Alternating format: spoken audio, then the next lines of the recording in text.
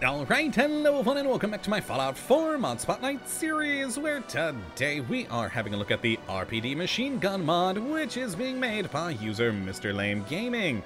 And what this glorious little piece of work looks to add into the Commonwealth is, well, the real-world RPD Machine Gun. And I've been having a lot of fun with this thing. As you guys know me, I always do love a good historic weapon being added into the game here, and this is, well, quite the historic weapon, being made back in the 40s and being the primary machine gun of many a nation during the Cold War, and still being used to today. I think it's a fun gun to add. So let's jump on over here and have a look at what we do get with the RPD, which in its most basic and standard form will do 32 damage with a 7.62 round, with a firing rate of 90, range of 131, accuracy of 65 for a pretty hefty weight of 16.3. But that's not all we get here, as there's also a chainsaw variant to the RPD, which is very Fallout, and will equally do 32 base damage with a 7.62 round, but this time now with a firing rate of 118, range of 131, accuracy of 68, with a much lighter weight of 9.2. Not too bad there. And as you can see, this thing is very Fallout, and I love it. It just looks like an RPD that's been, you know, slapped onto a weird mount, and, you know, just a lot of weird bits of sheet metal used for different aspects of it, and I very much do enjoy it. Though I gotta say, I think I do prefer on these the actual just normal RPD. It is a beautiful gun, and still, of course, does look very Fallout, since the Chinese assault rifle from Fallout 3 and New Vegas was designed to sort of be like a weird mix between an RPD and an AK-47, with especially this main foregrip here being that sort of iconic part of the Chinese assault rifle. So of course this looks the part as well. But I think the reason I like this one more, though, is it has a lot more modifications. It's still not too shabby on the chainsaw variant, but this one is going to give you a lot more things you can mess around with, which is pretty darn cool. Lots of good stuff in here, both for damage and stat boost, as well as a lot of good aesthetics for if you would like to keep, like I do, the more traditional Cold War feel, but you can even go with more modern tactical aesthetic items as well.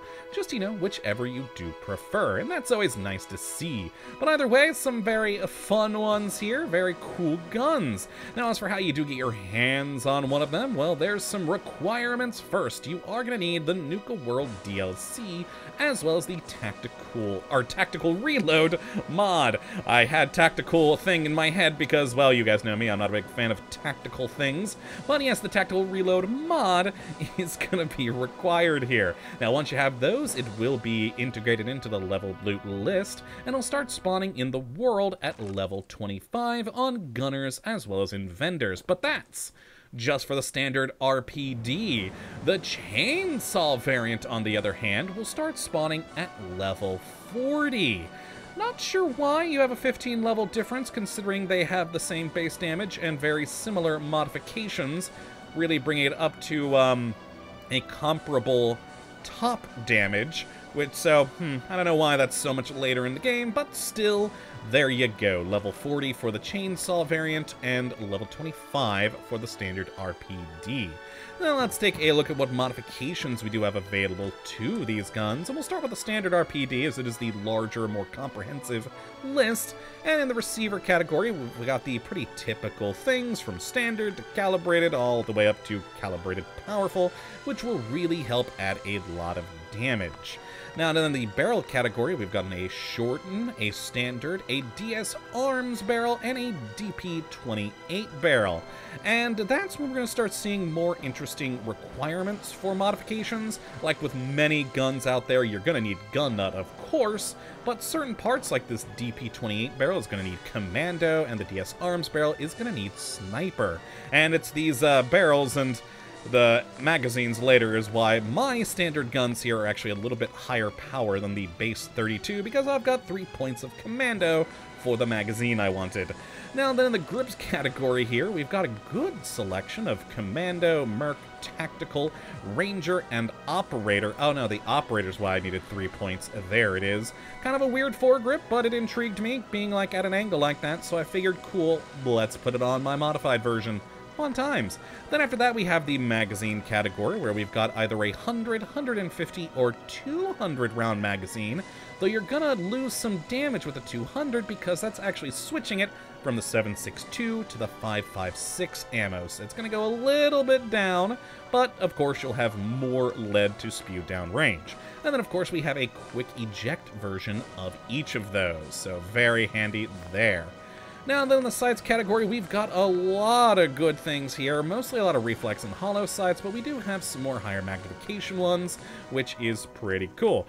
The thought of using, like, a 10x scope on an RPD kind of seems weird to me, but, you know, you do you. And then after that, we have the muzzle category, where we've just got a couple of flash guards, muzzle bricks, compensators, and also weird, a suppressor. I don't know, just a machine gun with a suppressor always makes me feel strange, but hey, again, you do you. Now, then after that, we've got our hand guard, where we've either got the standard or a DS Arms, more modern tactical type of a guard. Then in the bipod category, we can either have none, a folded, or deployed. Deployed actually will add a little bit more accuracy, which is pretty neat. Then after that, we have some attachments on here of either nothing, a Soviet flashlight, a more modern flashlight, and then 2 kinds of laser sights on there. And then we have the trigger category, where we have standard, heavy duty, or DS arms. And then we have the stock category, like I told you before, a lot of mods on this thing. Where we have a pretty good list of different styles of stocks, whether you want to go more modern or more classic, you've got some options here. And finally, the pistol grip category, where we got the standard, DS Arms, or Tyrant. Very nice options there. And then, of course, we've got the chainsaw, which is going to have very similar modifications to the RPD, especially in the receiver category, as well as the barrel category. We're going to see the same things there. But it's where the grip starts to be different because, well, there's only the one because it's the weird chainsaw thing. Magazines, we have the same options in there of the 100, 150, or 200. Sights, though, is another category very much off because, well, it's hip fire. You only get iron sights. There's really nothing else. I kind of wish, like, on the heavy machine gun, there would be, like, the, AA sort of sight on there, but we just got the one thing on this. Then we have the muzzle one, where we've actually got more options, I think. It's got one more muzzle brake in there, basically. It has the same flash guard compensator, but then we have this Viper muzzle brake, and then, of course, a suppressor. And then the final category here is the attachments, where we only have the option of one singular laser sight. So like I said, a little bit less options on the chainsaw, but enough to make it more useful. If you really want customization, it's all down to that standard RPD. Now let's go grab my modified ones and go check out some firing with them, and then of course kill our usual Deathclaw. So first, the standard RPD away. And yes, there you go. A very nice, easy to control machine gun. I'm barely adjusting the firing at all on that, and I'm able to keep that thing on target pretty well, because the kick on it is not that bad. Now, with a 100-round magazine, it's going to be bad in, you know, overall, but as long as you just take a little bit of effort to keep it on sight, it's not too difficult. It's a pretty easy to control gun, which is pretty cool. Wonderful animation on it, very nice reloading, excellent. Now, as for the chainsaw, let's grab that baby out there. And yeah, it's just got, you know, the much lower down, more heavy weapon style of grip, and does fire a little bit more quickly, and honestly, a little bit more hard to control than the standard RPD. which again actually kind of makes sense to me. The heavier RPD is going to be a bit better to control because just the weight of the gun is helping you with that. But yeah, this is a little bit more all over the place, but still not too horrible. The worst part is aiming because, I mean, since you have no real sight, you can't really aim down sight. When you zoom in, you lose your crosshair, which is, oh boy.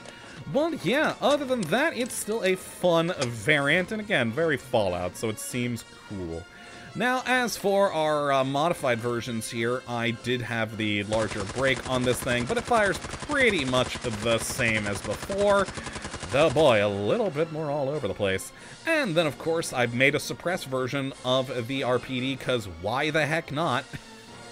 And this one is loaded with the 5.56, so it has the much larger 200-round magazine. And, of course, we do have that proper sight this time, which is wonderful. Yeah, I don't know, just something about a suppressed machine gun, it just seems wrong to me, but there you go. You have a suppressed 5.56 RPD. Good times. So let's spawn ourselves in a Deathclaw here, and run away, run away, run away, so I don't die, and then take him down with my RPD! Yes! Die, Deathclaw! Wow, that actually went a lot better than I thought it would. Well, let's get one nearer to us, because that could be... Oh god, he's too close! Too close! Oh, he's dead. I'm amazed I didn't die that time. Gotta love the RPD.